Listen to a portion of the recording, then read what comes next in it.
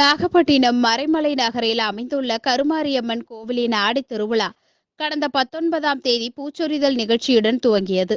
10 நாட்கள் நடைபெறும் ஆடி திருவிழா 2ஆம் வெள்ளியையொட்டி கோவிலில் 108 திருவிளக்கு பூஜை நடைபெற்றது.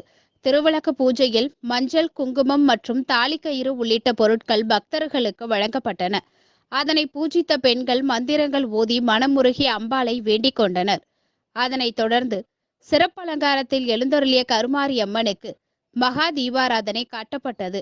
பின்னர் வாழ்வாதாரம் செழித்து தாலிபாக்கியம் நிலைத்து சகல சௌபாக்கியம் வேண்டி ஒரே நேரத்தில் அனைத்து பெண் பக்தர்களும் சுவாமிக்கு தீபாராதனை செய்து தங்களது வேண்டுதலை நிறைவேற்றிக் கொண்டனர்.